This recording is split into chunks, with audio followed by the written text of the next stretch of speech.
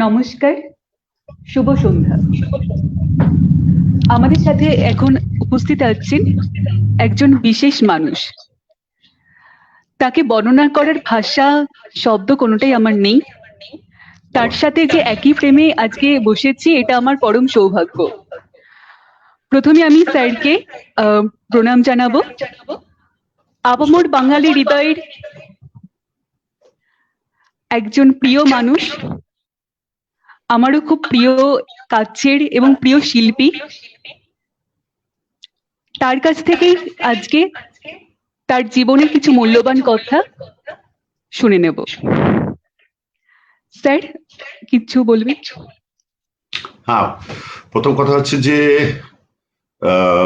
বাড়িতে বসে এমন অনেক মানুষের সঙ্গে হয়তো আজকে আগামী এই কিছুক্ষণ সময়ে যোগাযোগ হবে বা কথাবার্তা বলার, তাদের কথা হয়তো আমি শুনতে পাবো না, তারা হয়তো শুধু আমাদের আলাপচারিতা বা আড্ডা শুনতে পাবে, কিন্তু কিছুক্ষণের জন্য অনেকের সঙ্গে যে যুক্ত হতে পারবো, সারা পৃথিবীর হয়তো বিভিন্ন প্রান্তে ছড়িয়ে আছেন সে সমস্ত মানুষেরা, সেটা ভেবে ভালো লাগছে। কারণ আমাদের অনেকেরই তো একটু বেশি মাত্রায় বন্দি দশার ভেতরে কাটাতে হচ্ছে, সেটা আমরা সকলেই ভাবছি যে কতদিনে এই জিনিসটার অবসান হবে, কতদিনে আমরা আবার আগের মতো স্বচ্ছন্দে একদম নির্দ্বিধায় এদিক ওদিক ঘুরে বেড়াতে পারবো। মানুষের সঙ্গে মানুষের সাক্ষাৎ কমে গেছে যেখানে, সেখানে একটা এইরকম একটা অনুষ্ঠানের ভেতর দিয়ে অনেকের কাছে পৌঁছতে পারা, এটা নিশ্চয়ই এরকম আনন্দের কথা। সেই জন্য আমার তো খুব ভালো লাগছে আজকে তোমার সঙ্গেও কথাবার্তা বা আলাপচারিতার মধ্যে যেতে পেরে, খুবই ভালো লাগছে। অসংখ্য ধন্যবাদ স্যার। আর প্রথম প্রশ্ন আপনাকে যেটা করব সেটা এই অনলাইন নিয়ে। এই অনলাইনের জগতে যেসব নতুন শিল্পী এবং শিল্পীদের সাথে আমাদের পরিচয় হচ্ছে, সেখানে শিল্প এবং শিল্পী কথাটার কি অপভ্রংশ ঘটছে, নাকি শিল্প এবং শিল্পী কথাটা মর্যাদা পাচ্ছে? আপনার কি মনে হয়? দেখো, এটা আমি যে ব্যাপারে একটা খুব চূড়ান্ত বা আমার মনে হয় কারোর পক্ষে একটা খুব চূড়ান্ত অ্যাবসলিউট কোনো মতামত দেওয়া সম্ভব নয়। একটা কথা শুধু আমি বলতে চাই, সেটা হচ্ছে যে এইরকম একটা পরিস্থিতির উদ্ভব হবে এটা তো আমরা কেউ মানসিকভাবে প্রস্তুত ছিলাম না। হঠাৎ একটা এরকম অতিমারি দেখা দিল, আমরা আচমকা সবাই ঘরবন্দি হয়ে গেলাম, ঘর থেকে বেরোনো বন্ধ হয়ে গেল। যে কাজটা আমাদের ঘরের বাইরে গিয়ে করার কথা বা আমরা এতদিন ধরে ঘরের বাইরে গিয়ে করে এসেছি, সেই কাজটাই আমাদের ঘরের ভেতরে বসে করতে হচ্ছে। যারা ছাত্রছাত্রী, তাদের স্কুল যাওয়া বন্ধ হয়ে গেল, কলেজ যাওয়া বন্ধ হয়ে গেল, ইউনিভার্সিটি যাওয়া বন্ধ হয়ে গেল।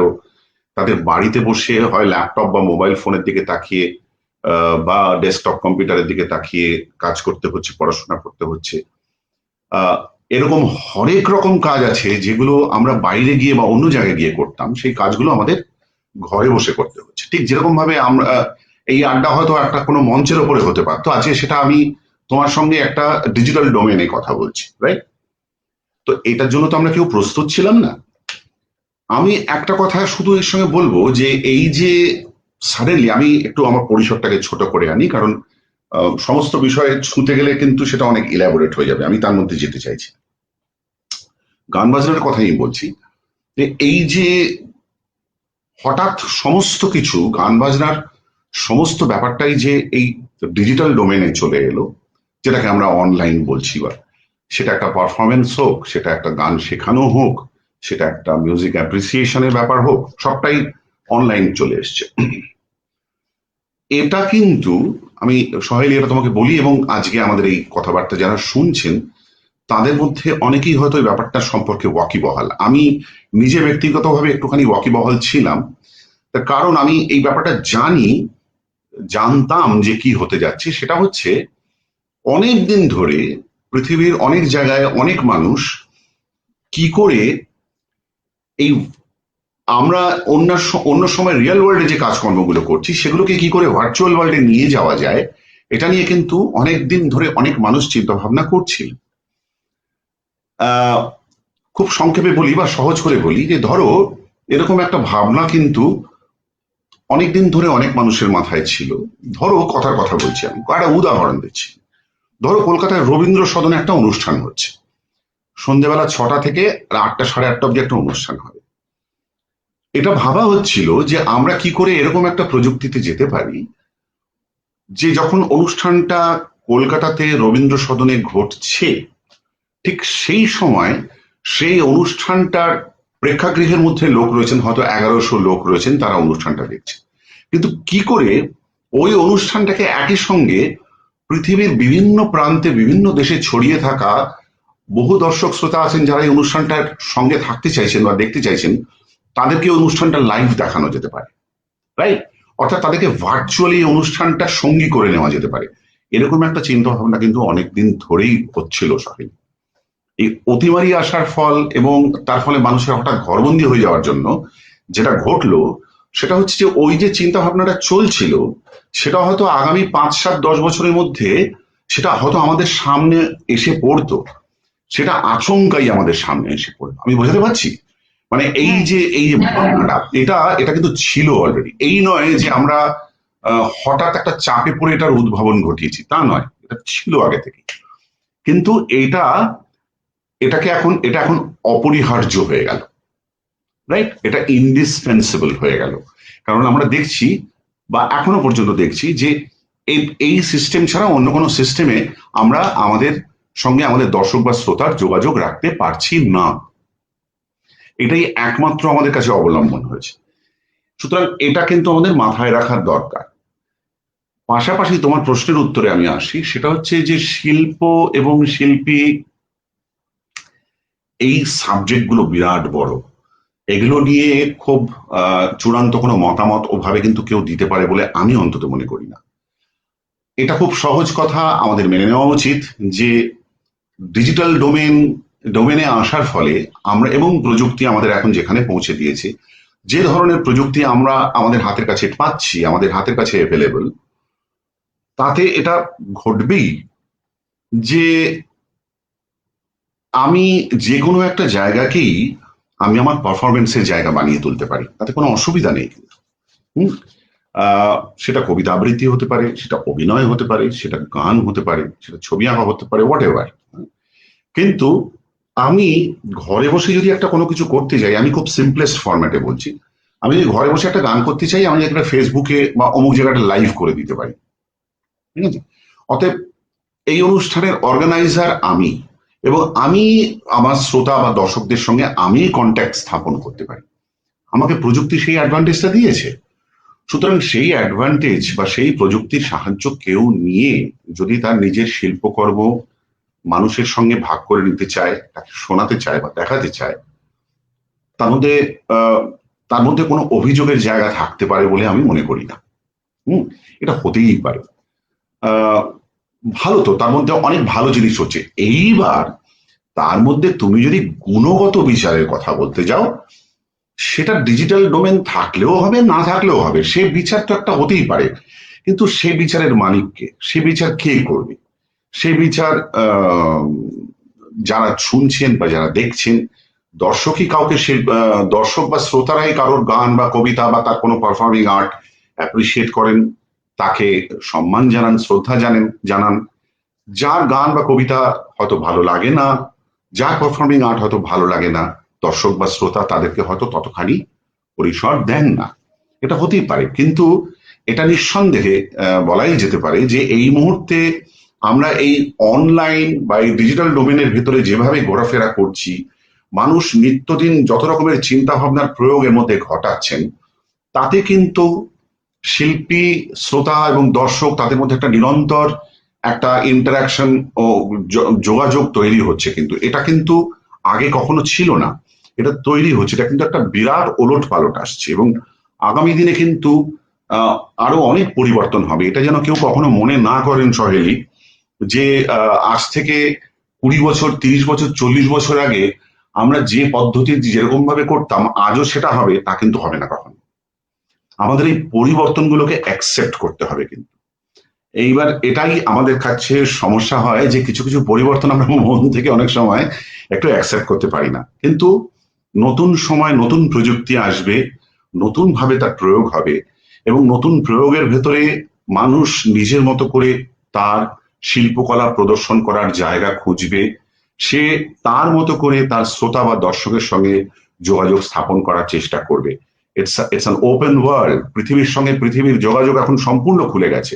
এখানে এখানে কেউ কোনো গুণগত বিচারে যেতে পারে না। সেটা তো পরের কথা, কোন জিনিস রবার যেটা সেটাই রবে, মানে সে কোনটা থাকবে আর কোনটা থাকবে না এ ব্যাপারে কেউ কোনো চূড়ান্ত কোনো মতামত দিতে পারে বলে আমি অন্তত মনে করি না, আমি তো দিই না। হ্যাঁ, ঠিকই, আপনি সবকিছুর মধ্যেই আশাবাদী ভীষণই ভাবে। আশাবাদী এবং আমি এটাই মনে করব যে এটা আমাদের একটা মানসিক ফ্লেক্সিবিলিটি এবার আসা দরকার, যে পৃথিবীতে অনেক রকম অদল বদল হচ্ছে, কোনো পরিবর্তন আমরা পছন্দ করছি, কোনো পরিবর্তন হয়তো আমরা ঠিকভাবে মানিয়ে নিতে পারছি না, কিন্তু বদল যে হবে, ওই যে অনেকে বলেন না, the change is the constant factor. এই বদলটা হবে, বদলের সঙ্গে নিজেকেও বদলাতে পারা, এটা কিন্তু সুস্থতার লক্ষণ, এটা কিন্তু একটা বৈজ্ঞানিক দৃষ্টিভঙ্গি, এটা কিন্তু একটা সাধারণ যুক্তির দৃষ্টিভঙ্গি। এটাকে কেউ যদি বলেন না ও বাবা আমার সবকিছুর ভিতরে যদি সবাই ভীষণ একটা একটা স্কেপটিসিজম, মানে একটা খুব একটা কি বলবো, মানে সবকিছুকেই একটা প্রথমেই ওটা ভালো নয়, এই মানসিকতা নিয়ে আমরা যদি অ্যাপ্রোচ করি কোনো কিছুকে, তাহলে কিন্তু আমরা কোনো কিছুর ভেতরে আলটিমেটলি ভালো দেখতে পাবো না। আমি কিন্তু আগে দেখবো যে জিনিসটার ভিতরে ভালো কিছু আছে কিনা, আমি এর ভেতর থেকে সত্যি সত্যি পজিটিভ কিছু খুঁজে পাচ্ছি কিনা। যদি পাই সেটাকে অ্যাপ্রিসিয়েট করবোই, সেটাকে নিশ্চয়ই আমি সেটাকে তার সম্মান জানাবো, সেটাকে সমাদর করব, এবং আমি দেখব যে এই পাল্টাতে থাকা এই বদলের ভেতরে আমি আমার কন্ট্রিবিউশনটা কিভাবে রাখতে পারি। কিন্তু এই এই মানসিকতাটা আমার কাছে খুব ইম্পর্টেন্ট। এটা অনেক ক্ষেত্রে বলা যেমন সহজ, করা একটু কঠিন। হুম এটার জন্য মনকে ফ্লেক্সিবল হতে হয়। এখন কিন্তু সারা পৃথিবীর সেই একটা বদলের ভেতর দিয়ে যাচ্ছে, বিরাট বদল, এটা যেন আমরা ভুলে না যাই। হ্যাঁ, এটা শুধুমাত্র একটা নিছক একটা অতিমারির জন্য আমরা ঘরে বসে আছি, চারটি ভ্যাকসিন বেরিয়েছে আমরা দিচ্ছি, শুধু তাই নয়, পৃথিবী একটা বিরাট চেঞ্জের ভেতর দিয়ে যাচ্ছে। আমরা যেন আমাদের দৃষ্টিটাকে একটু বড় করে ভাবি যে এই বদলে যাওয়ার সময়ের মধ্যে আমি আমার কাজের জায়গাটা কিভাবে তৈরি করব, কিভাবে মানুষের সঙ্গে, শ্রোতার সঙ্গে আমি যোগাযোগ করব, এবং আমি এই বদলে যাওয়ার সময়ের মধ্যে আমি আমার কন্ট্রিবিউশনটুকু কিভাবে রাখবো, সেটা আমাকে ভেবে বার করতে হবে। মানুষ তো চিরকালই তাই করে এসছে। একদমই ঠিক বলেছেন। আমার দ্বিতীয় প্রশ্ন হচ্ছে, পূরব আপনার মত মানে এখন পূরব ভালোই কাজ করছে, গানের পাশাপাশি অভিনয়ও করছে।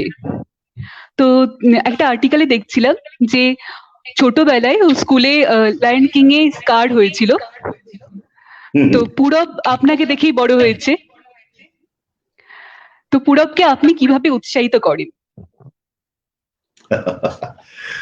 না, ও হ্যাঁ, এটা প্রথমে আমি বলি যে ওর কতগুলো স্বাভাবিক ইনস্টিংক্ট আছে। যেমন খুব স্বাভাবিক ইনস্টিংক্টটা হচ্ছে ওর মিউজিকের একটা স্বাভাবিক ইনস্টিংক্ট আছে।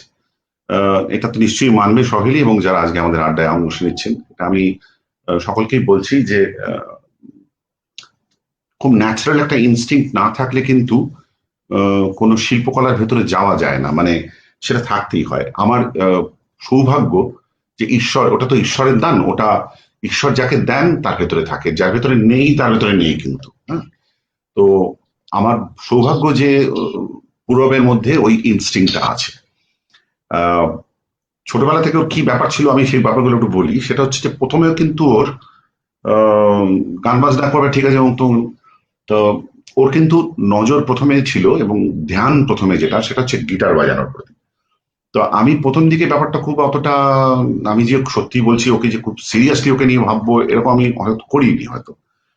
তারপর হঠাৎ দেখলাম একদিন যে ও নিজে নিজেই গিটার ওকে একটা কিনে দেওয়া হয়েছে, তাতে এমন এমন জিনিস দেখছি ও বাজাতে শুরু করেছে, সেগুলো দেখছি ইউটিউব থেকে, ও গিটার লেসন থেকে এমন কিছু জিনিস ও পিক আপ করেছে যেগুলোতে আমি একটু উৎকর্ণ হলাম, মানে এগুলো কি করে ও করলো। তারপর দেখলাম ও যে ওর একটা ওই অর্থ বসে আছে, ওদের লেগে থাকার একটা ব্যাপার আছে। হ্যাঁ, সব জিনিস কিন্তু সহজে আসে না, ও কিন্তু লেগে থেকে জিনিসটাকে হাতে পিক আপ করেছে। তারপরে দেখতে লাগলাম যে ওর একটা স্বাভাবিক একটা গানের একটা প্রবৃত্তি আছে, গান গাইতে ভালোবাসে, এবং সেটা যে কোনো ধরনের গানই ওর ভালো লাগার জায়গার মধ্যে আছে। আমাদের দেশীয় বাংলা গান শুনছে, হিন্দি ফিল্মের গান শুনছে, আবার ওয়েস্টার্ন গানও শুনছে প্রচন্ড। তো আমি যেমন আমি যেমন বরাবরই একটুখানি আমার ভালো লাগে, আমি নিজে যদিও অবশ্য কোনোদিন শিখিনি, কিন্তু আমার ভালো লাগে শাস্ত্রীয় সঙ্গীত শুনতে। আমি ভারতীয় শাস্ত্রীয় সঙ্গীত ভীষণ শুনি, ভোকাল বা ইনস্ট্রুমেন্টাল দুটোই, মানে আমি দুটোই সমানভাবে শুনি। এই ক্লাসিক্যাল মিউজিকের প্রতি ভালোবাসাটা ওর কিছুটা আমি বাড়িতে সারাক্ষণ বাজিয়ে শোনাচ্ছি, বা বিভিন্ন আর্টিস্টদের নিয়ে গল্প, তাদের কথা বলছি, তাদের বাজনা শোনাচ্ছি বা তাদের গান শোনাচ্ছি, এতে ওর তাতেও একটা ইন্টারেস্ট গ্রো করেছে। তো এখনো সেটা একটু শিখছে, ও একটুখানি একটু ভয়েস ট্রেনিং করছে, কারণ ও বুঝতে পারছে আস্তে আস্তে যে এগুলো জরুরি করা, নিজেকে তৈরি করার তো একটা ব্যাপার থাকে। তো একই সঙ্গে যেটা হয় সেটা হচ্ছে যে এই গান বাজনা একটু একটু ও গিটারটা শিখতে আরম্ভ করা, সেগুলো লেসন নিচ্ছে, সেটা ধাপে ধাপে একটু যাচ্ছে, গিটারটা নিয়ে সারাক্ষণ পড়ে আছে।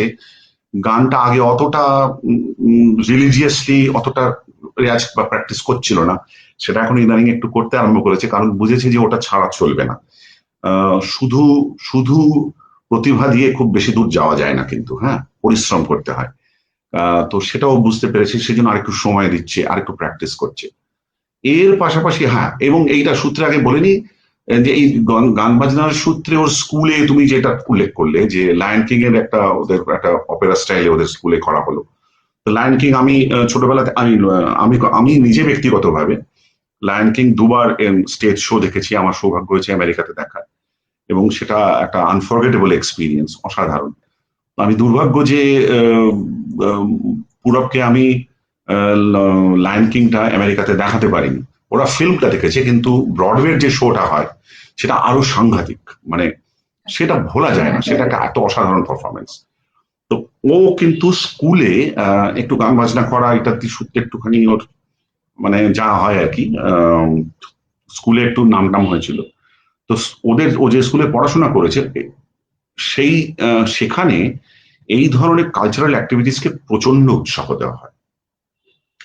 প্রচন্ড উৎসাহ মানে কি, খুব সিরিয়াসলি, কারণ ওদের যে স্কুলের যে প্রিন্সিপাল, সে আমাদের কলেজে, আমরা কলেজে একই কলেজে পড়েছি, ও আমাদের থেকে সিনিয়র ছিল। ও নিজে খুব সিরিয়াস মিউজিশিয়ান, খুবই সিরিয়াস। সিরিয়াস মানে গান বাজনাটা খুব সিরিয়াসলি করে। সেই জন্য স্কুলেও যে গান বাজনার ওদের চলটা আছে, যে চর্চাটা আছে, সেটা খুব সিরিয়াসলি করা হয়। মানে অনেকে করে না যারা নামকবাস্তে করলে, ওরকম নয়, ওরা খুব সিরিয়াসলি করে। তো সেই জায়গায় ওদের স্কুলে একটা লায়ন কিং এর শো হয়, এবং তাতেও যে স্কার বলে যে ভিলেনের চরিত্রটা সেটাতে করেছিল, এবং সেটাতে বেশ হাততালি টাততালি পেয়েছিল আর কি। আরো অনেকে দেখতে দেখতে গেছিল, তাদের ভালো লেগেছে, ইত্যাদি ইত্যাদি। তো ওর একটা অভিনয়েরও একটা একটুখানি ওর একটুখানি কি বলবো, একটু অভিনয়টাও একটা সহজাত একটা ওর কি বলবো, একটুখানি ওর একটা একটা ক্যাপেবিলিটি একটুখানি আছে। তো ক্ষমতা বললে কথাটা খুব বড় হবে, আমি অতখানি বলতে চাই না। হ্যাঁ, অভিনয়ের একটা ঝোঁক ওর প্রতি আছে, এবং স্বাভাবিকভাবে অভিনয় করার একটা সহজাত একটুখানি কি বলবো, ওর একটু সাধ্য একটুখানি আছে ওর। তো সেইটার বসেও একটা ছবিতে ও সুযোগও পেয়েছে, কৌশিকের একাধিক ছবিতেও ইতিমধ্যে অভিনয় করেছে। এর আগে প্রথম ও যে সুযোগ পেয়েছিল আমাদের বন্ধু, আমাদের প্রিয় ভাই অনিন্দ্য চট্টোপাধ্যায়ের ছবি করেছিল শীর্ষেন্দুদার গল্প নিয়ে, মনোজদের অদ্ভুত বাড়ি, তাতেও একটা প্রথম চরিত্রে অভিনয় করে, এবং তারপরে কৌশিকের বেশ গোটা দুয়েক ছবিতে অভিনয় করেছে এখনো পর্যন্ত। সেগুলো মুক্তির অপেক্ষায় রয়েছে, সেগুলো এখনো রিলিজ করেনি। সেগুলোতে বেশ কয়েকটা ভালো চরিত্রে অভিনয় করেছে, এবং সহশিল্পী যারা আছে তাদের মধ্যে তারা সব আমাদের পশ্চিমবঙ্গের বা আমাদের কলকাতার নাম যারা অভিনেতা অভিনেত্রীরা রয়েছেন, যেমন প্রসেনজিৎ আছে, চূর্ণী গাঙ্গুলি আছে, তাদের সঙ্গে অভিনয় করার সুযোগ পেয়েছে। সুতরাং এবার দেখা যাক সেই ছবি রিলিজ করলে কেমন করে। অনেক দূর যাওয়ার আছে, যদি মানুষের আশীর্বাদ থাকে আর ওর নিজের যদি পারসিভিয়ারেন্স থাকে, অধ্যবসায় থাকে, তাহলে আর একটু ভালো করবে, এই আর কি। তো এখনই এত উৎফুল্ল হওয়ার মতো কিছু হয়নি আর কি, একটু কি বলতে পারি। না, ওর বয়স অনুযায়ী ও যথেষ্ট ভালো কাজ করছে। হ্যাঁ, এখন ওই মানে ওর এখনো যেটা আছে সেটা হচ্ছে যে ওটা ভালো লাগে, সেটা হচ্ছে যে এখনো ও যেমন ধরো গান বাজনাটার সঙ্গে 24 ঘন্টাই কিন্তু ও রয়েছে সারাক্ষণ, কিছু না কিছু ভেবে যাচ্ছে, কিছু একটা ও, এবং রিসেন্টলি যেটা করছে, ওদের একটা দুটো কাজ ওরা করেছে। একটা হচ্ছে ও এবং ওর ছোট্টবেলার বন্ধু, আমরা সব দীপরাজের বাবা আমার বন্ধু প্রয়াত প্রতীক চৌধুরী, আমরা তো অনেক দিনের বন্ধু। তো পূরব এবং প্রতীকের ছেলে দীপরাজ, ওরা দুজনে একদম ছোট্ট থেকে ওরা বন্ধু। তো ওরা দুজনে এখন বেশ একটা কোলাবোরেশনে, ওদের নাম দিয়েছে আবোল তাবোল। ওরা কিছু ওদের নিজেদের মতো করে কাজ করছে, যেগুলো ইউটিউবে আসছে, এবং ওদের নিজেদের একটা ফেসবুক পেজ করেছে। ওরা করেছে একটা সেরকম কিছু কাজ ওরা করছে। ওরা সেগুলো মানুষ কিছু কিছু শুনেছেন, অ্যাপ্রিসিয়েট করেছেন, ওদের আশীর্বাদও করেছেন, আই হোপ। এছাড়া ওদের বন্ধুদের একটা গানের দল আছে, নাইওর বলে। সেই দলে ওরা স্টেজ পারফরমেন্স বেশ কিছু বছর ধরে ওরা করছে। ওরা অনেকে আছে, যার মধ্যে আমি যার কথা বললাম, দীপরাজ তো আছেই, পূরব আছে, আমার মেয়েও ছিল। আমার মেয়ে এই মুহূর্তে বিদেশে রয়েছে পড়াশোনার জন্য। এছাড়া আছে আর্চিক এবং আহিরি। ওদের সব ভালো নামগুলো আমি জানি না, ডাক নামেই তো ওদের বলে বেশি অভ্যস্ত। ওরাও যেমন ওরা আছে, ওদের ওদের বাবা পণ্ডিত শুভঙ্কর ব্যানার্জি, আমাদের ভারত বিখ্যাত, পৃথিবী বিখ্যাত তবলাবাদক। তো ওরা আছে, প্রবুদ্ধ আমার ছোট্টবেলার বন্ধু প্রবুদ্ধ পুত্র আছে প্রত্যয়, ও আছে ওদের দলে। সাম্য আছে ওদের আরেক বন্ধু, ঐশানী আছে ওদের আরেক বন্ধু। ওরা সবাই মিলে এই গানের দলটা করেছে, নাইওর বলে।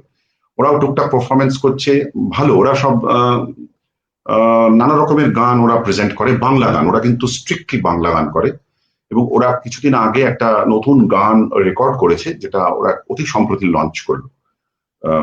সেটা অনেকে হয়তো শুনেছেন, সোশ্যাল মিডিয়াতেও শুনেছেন অনেকে। এই হচ্ছে ওদের কার্যকলাপ, আমি সংক্ষেপে যতটা পারি বললাম। না, ভালো। ওর জন্য দর্শকরাও অবশ্যই শুভকামনা জানাবে এবং পাশে থাকবে আগামী দিনেও। Thank you. পুরনো নীল ধ্রুবতারা অ্যালবাম নাকি বর্তমানে মুসাফিরানা অ্যালবাম, এই দুটো অ্যালবামের মধ্যে কোন অ্যালবামটা আপনার নিজের খুব পছন্দের? দেখো, দুটো কথা বলার আছে। এক হচ্ছে নীল ধ্রুবতারা অ্যালবামটি হচ্ছে আমি যখন গান বাজনা একটু শুরু করেছি সেই সময়কার অ্যালবাম, 1997 সালে রিলিজ হয়েছিল। এবং আমাকে যে প্রথম দিকের যে দুটি অ্যালবাম বা তিনটি অ্যালবাম দিয়ে আমার মানুষের কাছে একটু পরিচিতি হয়, এই অ্যালবামটা ছিল তার অন্যতম। প্রথম ছিল মনের জানালা, 1996-তে প্রথম যেটা রিলিজ হয়, এবং তারপর 1997-তে নীল ধ্রুবতারা। এগুলো সমস্ত তুমি জানো যে বিগত সময়ের বিখ্যাত সমস্ত গান, যেগুলো আমি আমার মতো করে একটু গাইবার চেষ্টা করেছিলাম আমার সাধ্যের মধ্যে থেকে। সেটা ডেফিনেটলি তার তো ভালো লাগা আছে, এবং প্রথম দিকের অ্যালবাম বলে তার উত্তেজনাটাও অন্যরকম ছিল। কিন্তু মানসিক তৃপ্তির কথা যদি বলো, তাহলে অবশ্যই মুসাফিরানা, কারণ সেগুলো আমার নিজের গান এবং আমাদের নিজস্ব সৃষ্টি। সুতরাং এর তৃপ্তিটা একেবারে সম্পূর্ণ অন্যরকম। এর মধ্যে এতগুলো বছর চলে গেছে, আমাদের বয়সও তো বাড়ছে, সুতরাং আমাদের বয়সের সঙ্গে সঙ্গে ভালো লাগা গুলো পাল্টাতে থাকে। তো এও সেরকম। তবে যেহেতু মুসাফিরানা একেবারেই আমার জয়ের এবং সুজাতর, আমাদের তিনজনের নিজস্ব সৃষ্টির জায়গা, সুতরাং এটার ভালো লাগাটা অন্যরকম, সেটা এবং একটু হয়তো বেশিও বা। তো সেটা তো আছেই।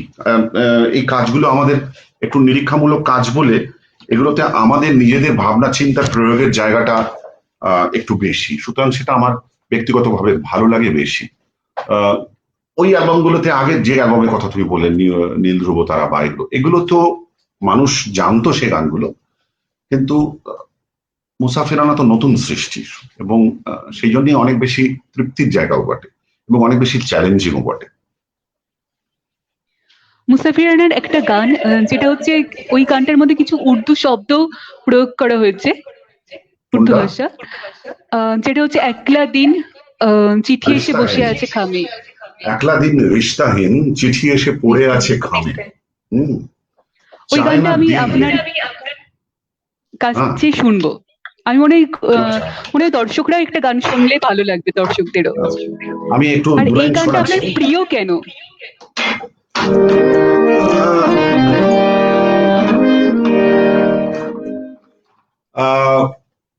একটা গান যে কেন প্রিয় অনেক সময় ঠিক বোঝানো যায় না, তবে হ্যাঁ যদি জিজ্ঞেস করো তাহলে বলি যে শ্রীজাতর এই যে লিরিকটা ছিল, এই যে আমরা যে প্যাটার্নে বাংলা গান করেছি, এটা তো গজল আঙ্গিকের গান, এগুলো সমস্ত বাংলা গজল একটু আমরা আমাদের মতো করে নিরীক্ষা করেছি, এবং লিরিকের ভেতরেও একটু পরীক্ষা নিরীক্ষার জায়গা ছিল যে উর্দু শব্দ কিভাবে প্রয়োগ করা যায়। যদিও অনেকে ভাবেন যে উর্দু শব্দ আগে এই প্রথম তা নয়, আমরা কাজী নজরুল ইসলামের গানে যে দেদার উর্দু শব্দের ব্যবহার আছে। হ্যাঁ, আমরা যদি শুনি কাজী নজরুল ইসলামের যে গজলাঙ্গের গান রয়েছে বা ইসলামী গান রয়েছে, তাতে কি চমৎকার অদ্ভুত সুন্দরভাবে বাংলা ভাষার সঙ্গে উর্দু শব্দের মিশ্রণ ঘটিয়েছেন উনি। বাংলা সাহিত্যে কিন্তু এর নমুনা বহু আছে। কাজী নজরুল ইসলামের কথা যেরকম বললাম, ঠিক একরকম ভাবে সৈয়দ মুস্তাফা আলী লেখা, তুমি পড়ো কিনা জানি না, আমি অসম্ভব ভক্ত ওনার। মানে কাজী সৈয়দ মুস্তাফা আলীর লেখার মধ্যে যেমন বাংলা, উর্দু, ফার্সি মিলেমিশে গিয়ে একটা বিউটিফুল একটা উনি একটা নিজের ভাষা তৈরি করেছিলেন, যেটা একেবারে সম্পূর্ণভাবে সৈয়দ মুস্তাফা আলীর ভাষা ছিল। সুতরাং এরকম এরকম এরকম এরকম নিরীক্ষা তো বাংলা ভাষায় গদ্যে বা পদ্যে বহু হয়েছে আগে। আমরা যে এরকম একটা কোনো ক্লেম করছি যে দারুণ করে ফেলেছি তা নয়, মানে নতুন কিছু করেছি তা নয়, কিন্তু আমরা আমাদের মতো করে করেছি, এইটুকুই বলার কথা। এই যে যেমন একলা দিন রিশতাহীন চিঠি এসে পড়ে আছে খামে, চায় না দিল শোক মিছিল রুসওয়াই কোথায় গিয়ে থামে, একলা দিন রিশতাহীন চিঠি এসে পড়ে আছে খামে।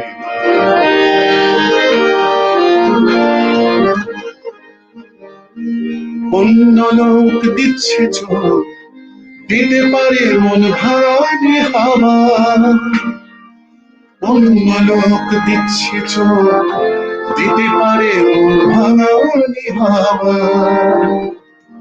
মেঘ করুক ঝড় ওঠুক দেখা যাবে বৃষ্টি যদি নামে, মেঘ করুক ঝড় ওঠুক দেখা যাবে বৃষ্টি যদি নামে, চায় না দিল শোক মিছিল রুসওয়াই কোথায় গিয়ে থামে, একলা দিন রিশতাহীন চিঠি এসে পড়ে আছে খামে। অসাধারণ। কিছু কমেন্ট নিচ্ছি। কমেন্ট? আচ্ছা, দু একটা পড়ো। আচ্ছা,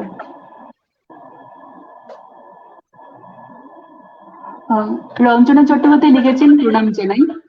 রঞ্জনা চট্টোপাধ্যায় আন্টি, রঞ্জনা আন্টি হচ্ছেন উর্মিলা বসু ম্যামের স্টুডেন্ট। ও আচ্ছা। রত্না দাস লিখেছেন অপূর্ব সন্ধ্যা। রত্নাদি আমার স্কুলের টিচার। আচ্ছা। রমা ভৌমিক, আমি যার কথা শুরুতে বলছিলাম যে নির্মাল্য রায়। আচ্ছা আচ্ছা আচ্ছা আচ্ছা, ও আচ্ছা আচ্ছা আচ্ছা আচ্ছা আচ্ছা, নমস্কার নমস্কার নমস্কার। আচ্ছা আচ্ছা। রমাদি লিখেছেন শ্রদ্ধেয় সঙ্গীত শিল্পী শ্রীকান্ত আচার্যকে চিরদিনের অমর সঙ্গীত উপহার দেওয়ার জন্য অভিনন্দন জানাই। সঙ্গীতের স্বর্ণযুগের ধারাবাহিকতাকে এককভাবে তিনি এগিয়ে নিয়ে চলেছেন। Thank you. কল্যাণী বিশ্ববিদ্যালয়ের অধ্যাপিকা ডক্টর নন্দিনী বন্দ্যোপাধ্যায় লিখেছেন, নন্দিনী ম্যাম, প্রিয় শিল্পীকে জানাই শুভেচ্ছা।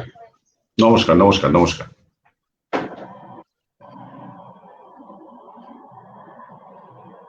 সুমন দাস লিখেছেন, শ্রোতা হয়ে মুগ্ধ হয়ে শুনছি স্যার। নমস্কার, ভালো থাকবেন বন্ধু। আমরা আবার একটু প্রশ্নে ফিরে যাই। হ্যাঁ বল। একটা কৌতূহল আছে একটা প্রশ্ন নিয়ে, মানে আমি নিজেও খুব একটা সম্বন্ধে বেশি জানি না। এই যে এখন এত কভার সং হচ্ছে, এই বিষয়ে আপনার কি মত? দেখো,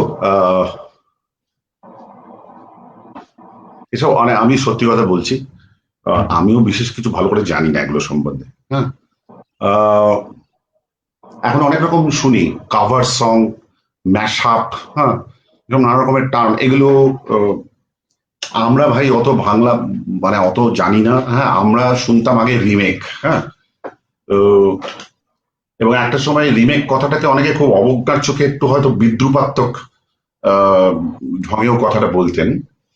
তো তারপরে দেখলাম যে ওই একই জিনিস সব ভীষণ কায়দাবাজির নাম দিয়ে বলা হচ্ছে। হ্যাঁ, কাভার, ম্যাশ আপ। তো এই ম্যাশ আপ জিনিসটি আমি মাঝে মাঝে শুনেছি, আহ, সেগুলো হয়তো অনেকের ভালো লাগছে, কিন্তু ব্যক্তিগতভাবে আমি শুনেছি দু একটি ম্যাশ আপ, আমার আমার একেবারেই ভালো লাগেনি। কারণ আমার অনেক সময় মনে হয় যে গানগুলোকে একেবারে এটা আমি আমার ব্যক্তিগত মতামত বলছি। হ্যাঁ, এটা এটা নিয়ে কোনো বিতর্কের জায়গা নেই।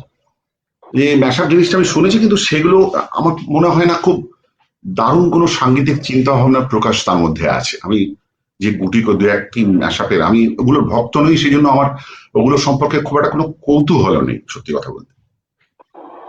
আর এই কাভার কাভার ভার্সন,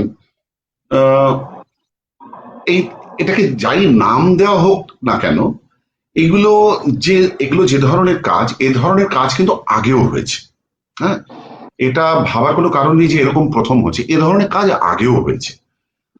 হ্যাঁ, যেটা যেটা হচ্ছে সেটা হচ্ছে প্রত্যেক সময়ে তার কিছু প্রযুক্তি আছে। তো আহ, আমি কিভাবে বোঝাবো কথাটা, কথাটা হচ্ছে এরকম যে প্রত্যেক সময় না একটা নিজস্ব সাউন্ডস্কেপ আছে, শব্দ আছে। আমরা থার্টিস ফর্টিসে একরকমের শব্দ শুনতাম, সাউন্ড। আমি শব্দ বলতে ক্ষেত্রে সঙ্গীতের যে সাউন্ডস্কেপ, আমি সেটার কথা বলছি সাবেলি। এটা একটু টেকনিক্যাল জিনিস, সেটা ভালো করে বোঝার চেষ্টা করো। আহ, আমি আরেকটু যদি প্রাঞ্জল করে বোঝাই, তাহলে হচ্ছে এরকম যে যে ধরনের যন্ত্রানুষঙ্গ আওয়াজ আমরা সেই সময় শুনতাম, সেটা ফিফটিজ 60s পাল্টে গেল। আবার 70s স্টিরিও সাউন্ড চলে এলো, সাউন্ড টেকনোলজি উন্নততর হতে লাগলো, মাল্টি ট্র্যাক রেকর্ডিং চলে এলো। তারপরে আস্তে আস্তে আস্তে আস্তে আস্তে আমরা অ্যানালগ রেকর্ডিং থেকে ডিজিটাল রেকর্ডিং এ চলে এলাম। সাউন্ডের আমূল পরিবর্তন হয়ে গেছে। তো এই যে সাউন্ড টেকনোলজির পরিবর্তন হচ্ছে, তার ভেতর দিয়ে তো মিউজিক যাচ্ছে। হুম, আহ, সুতরাং সেই টেকনোলজির অ্যাপ্লিকেশন মিউজিকের ওপরে হওয়ার ফলে হয়তো কন্টেন্টটা পুরনো থাকছে, কিন্তু নতুন নতুন অ্যাপ্লিকেশনের ফলে, নতুন সাউন্ড টেকনোলজির অ্যাপ্লিকেশন, নতুন ভাবনা চিন্তার একটু প্রয়োগের ফলে ওই পুরনো জিনিসটাকে হয়তো একটু অন্যরকম শোনাচ্ছে। Right? এবার এটা কেউ পছন্দ করবেন, কেউ পছন্দ করবেন না, পরিষ্কার কথা। পছন্দ করাটাও যেমন একটা গণতান্ত্রিক অধিকার, পছন্দ না করাটাও একটা গণতান্ত্রিক অধিকার। তো এটা সংরক্ষণ হয়ে এসছে। আমি পছন্দ করি না বলেই এটা খারাপ, এটা যেন কেউ না ভাবেন কখনো। এটা হতেই পারে যে সকলের সব জিনিস ভালো লাগবে না। তো নানা রকম টেকনিকে, নানা রকম পন্থায়, নানা রকম আধারে বিভিন্ন ধরনের গান বাজনা শিল্পীরা শ্রোতাদের কাছে পৌঁছে দিতে চাইছেন। এটা কেউ কোনো জিনিস অ্যাকসেপ্ট করবেন, কেউ কোনো কিছু প্রত্যাখ্যান করবেন। এই কাভার বলো বা ম্যাশআপ বলো, এগুলো সবই সেরকম। আমার ব্যক্তিগতভাবে কোনো জিনিসটা ভালো লাগে, কোনো জিনিসটা হয়তো ব্যক্তিগতভাবে ভালো লাগে না। আমারও তাই একই ব্যাপার। আমার মতো আরো অনেকে আছেন, কিন্তু খুব খোলা মনে জিনিসটাকে ভাবতে হবে। তবে ওই কাভার কথাটা, তোমার প্রশ্নের উত্তরে আসি। কাভার ধরনের কাজ, কাভার বলতে যা বোঝায়, সে ধরনের কাজ আগেও হয়েছে, এখনো হচ্ছে, ভবিষ্যতেও একটা হয়তো ওই কাভারের মতো কাজ হতে থাকবে। আবার নতুন কাজও পাশাপাশি হতে থাকবে, এগুলো চলবে পাশাপাশি। মানে এটা নিয়ে অত দুশ্চিন্তায় পড়ার কোনো কারণ নেই, এইটুকু আমি বলতে চাই। বেশ। 2019 25শে ডিসেম্বর খ্রিস্ট উৎসবে আপনি শান্তিনিকেতনের আচার্য হয়েছিলেন, সেই অনুভূতি কেমন? সেটা খুবই ভালো ছিল, এবং আমার কাছে সম্পূর্ণ অপ্রত্যাশিত ছিল। সেই রকম একটা সেই আমন্ত্রণ যখন আমি পেয়েছিলাম, খুবই অপ্রত্যাশিত ছিল, এবং আমি ভীষণ, সত্যি কথা বলতে, আমি অসম্ভব ভেতরে ভেতরে সংকোচ বোধ করেছি। তার কারণ আমার মনে হয়েছে যে যে দায়িত্ব আমাকে দেওয়া হয়েছিল, সেটা সেটা পালন করার মতো যোগ্যতাই আমার নেই। আমাকে যেখানে গিয়ে বসতে বলা হয়েছিল এবং আমাকে গান করতে বলা হয়েছিল এবং বলতে বলা হয়েছিল, সেটা সেটা করার মতো আমার যোগ্যতা আছে কিনা এ প্রশ্ন নিজেকেই নিরন্তর করে চলেছিলাম। আহ, যতখানি সম্মান আমাকে দেওয়া হয়েছিল, আমি অতখানি সম্মানের আদৌ যোগ্য কিনা, অতখানি সম্মান পাওয়ার যোগ্য কিনা, এটা নিয়ে আমার নিজের কাছেই আমার সন্দেহ আছে। খুবই ভালো লেগেছিল, সেটা নিয়ে কোনো সন্দেহ নেই, কিন্তু আহ, ভীষণ সংকোচ বোধ করেছিলাম, একটা মানে ভয়ও লাগছিল ভীষণ। কিন্তু ওরকম একটা সুযোগ বা আমাকে দেওয়া হয়েছিল, তার জন্য আমার অসীম কৃতজ্ঞতা বিশ্বভারতী কর্তৃপক্ষের কাছে, আমার অনেক অনেক কৃতজ্ঞতা। কবিতা আর গান এর পাশাপাশি অবস্থান। তো ব্রততী বন্দ্যোপাধ্যায়ের সাথে আপনি অনেক কাজ করেছেন এবং কাজের বাইরেও আপনার সাথে খুব ভালো সম্পর্ক তার। তার সাথে কিছু অভিজ্ঞতা যদি আজকে শেয়ার করেন। সত্যি কথা বলতে কি জানো, কবিতাও আমি যে খুব নিয়মিত কবিতার জগতের ভেতরে থাকি তা নয়, কিন্তু কবিতা আমার পছন্দের সাবজেক্ট তো একটা বটেই। এক নম্বর, কবিতা পড়তে ভালোবাসি। আমার প্রিয় কিছু কবি আছেন যাদের কবিতা আমার খুব ভালো লাগে পড়তে, সেই জায়গা তো আছি। এছাড়া আমার গানের পাশাপাশি আবৃত্তি, সেটাও আমাকে ছোটবেলা থেকেই আমাকে কিন্তু টানে, আমাকে খুব বরাবরই করেছে। আমার খুব সেই ছোটবেলাতে একেবারে আমার আবছা স্মৃতি আছে, রবীন্দ্র সদনের ঋতুরঙ্গ দেখতে গেছি বাবা মায়ের হাত ধরে। সেখানে যার ভাষ্যপাঠ শুনেছিলাম সেটা হচ্ছে, তিনি ছিলেন কাজী সব্যসাচী। সেই কণ্ঠ আমি এখনো ভুলতে পারিনি। তারপরে আমার সুযোগ হয়েছে সৌম্য মিত্রের আবৃত্তি একবার শোনার সামনাসামনি, এবং তারপর পার্থদা, গৌরীদি, প্রদীপ দা, এদের আবৃত্তি বহুবার শুনেছি। এবং তারপরে যখন আরেকটু প্রত্যক্ষভাবে গান বাজনার জগতে এসছি, ব্রততী সঙ্গে পরিচয়, রত্নাদির সঙ্গে আমার পরিচয়, রত্না মিত্রের কথা বলছি। সকলে মানে এরা সকলেই রয়েছেন, মানে এদের সকলের সঙ্গে আমার কাজ করার সৌভাগ্য হয়েছে ভীষণভাবে। উর্বিদি আছেন, জগন্নাথ দা আছেন। তো ব্রততীর কথা তুমি জিজ্ঞেস করলে, ব্রততী আমার আমার শিল্পী জগতের বন্ধুদের মধ্যে ব্রততী অন্যতম, এটা নিয়ে কোনো সন্দেহ নেই। আমার খুব ভালো লাগে যেটা ব্রততীর, সেটা হচ্ছে এই যে ব্রততী সারাক্ষণ ধরে ও কিন্তু কিছু না কিছু একটা ও নতুন কি ভাবে কি করা যায় এটা ভাবতে থাকে। ভেরি এন্টারপ্রাইজিং, হ্যাঁ, অ্যান্ড ভেরি ক্রিয়েটিভ অলসো। মানে সারাক্ষণ ধরে ও নানা ধরনের ভাবনা চিন্তার ভিতরে, যে এটা করলে কিরকম হয়, ওই এক্সপেরিমেন্টটা করলে কিরকম হয়, এটা নিরন্তর ভাবতে থাকে।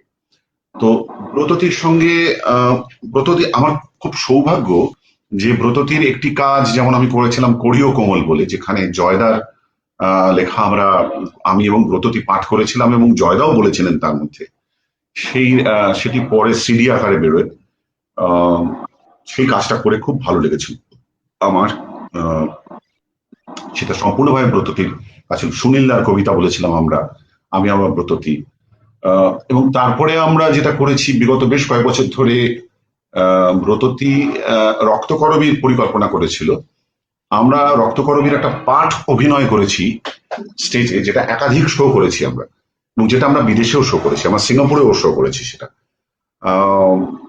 তাতে ব্রততী ছিল এবং আরো যারা আমাদের সমসাময়িক আবৃত্তি জগতের অন্যান্য যারা বন্ধু বান্ধব আছেন, সুমন্ত্র ছিল, সুমন্ত্র আছে রাদার আমি বলবো, দেবেশ দা আছেন, দেবেশ রায় চৌধুরীর মতো একজন অত্যন্ত শক্তিশালী অভিনেতা, তিনিও আমাদের সঙ্গে মানে অভিনয় করেছেন। রাদার আমি বলবো যে এই সমস্ত মানুষদের সঙ্গে আমি মঞ্চে বসতে পারছি, এটা আমার পরম সৌভাগ্য। দেবেশ দার মতো একজন শিল্পীর সঙ্গে আমি মঞ্চে পাঠ অভিনয় করতে পারছি। কিন্তু সবটাই সম্ভব হয়েছে যার জন্য, সে হচ্ছে ব্রততী। ব্রততী এই যে অনেক ধরনের পরিকল্পনা করা, কিভাবে এটা করলে কিভাবে করা যায়, এটা কিন্তু ব্রততী মানে একটা শিক্ষণীয়, ব্রততীর কাছ থেকে শেখার আছে কিন্তু এটা। এবং ভীষণ ফোকাসড, অসম্ভব হার্ড ওয়ার্কিং অলসো। তো এইগুলো কিন্তু যারা ব্রতটিকে দেখেন যে মঞ্চের উপরে দাঁড়িয়ে দাপটের সঙ্গে আবৃত্তি করছেন, মুহূর্তের মধ্যে অডিয়েন্সকে ক্যাপচার করে নিতে পারে এবং অনেকক্ষণ ধরে তাদেরকে একদম মেসমারাইজ করে রেখে দিতে পারে।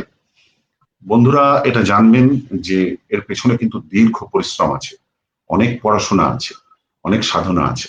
এগুলো যেন আমরা ব্রতটিকে দেখে শিখি সবাই। ঠিক। আমি পরের প্রশ্নে যাওয়ার আগে কয়েকটা কমেন্টস করবো। মিলনবাগান স্কুলের হেডমাস্টার বিজয় কৃষ্ণ চাকিতা লিখেছেন, এর আগেও শ্রীকান্ত বাবু রানাঘাটে এসেছেন, গান গাওয়ার সঙ্গে সঙ্গে ভীষণ রকমের রসিক মানুষ কিন্তু। ধন্যবাদ বাপ্পাদা।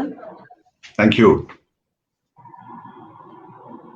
বিজয় রায় রোজওয়ালা স্কুলের হেডমিস্ট্রেস লিখেছেন, শুভ সন্ধ্যা, কথা ও আচ্ছা। সুরে সন্ধ্যার মাধুর্য পূর্ণতা পেল। প্রিয় আচ্ছা, শিল্পীকে শ্রদ্ধা। নমস্কার নমস্কার। রোজওয়ালা স্কুলের আরেকজন শিক্ষিকা সাইকোলজির, তিনি লিখেছেন, কিয়াদি আপনার কথার বাঁধন খুব সুন্দর। আমরা শিক্ষিকারা আমরা এত ছোট ছোট শিক্ষার্থী বল যখন শুনছি। আচ্ছা বাবা, না না শিক্ষার্থী, আমিও শিক্ষার্থী, অতএব আপনি একা নন, আমরা এখন শিক্ষার্থীর স্তরেই রয়েছি। বলো তোমার পরের প্রশ্ন।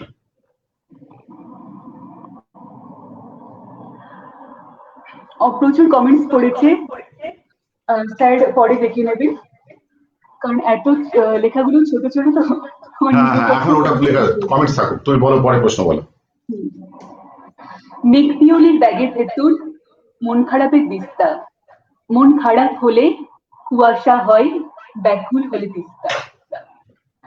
ঋতুপর্ণ ঘোষের সঙ্গে আপনার অভিজ্ঞতা?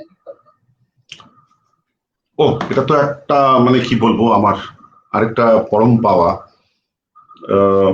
ঋতুপর্ণর সঙ্গে আমার প্রথম পরিচয় এই তিতলি ছবির গানের সূত্রেই।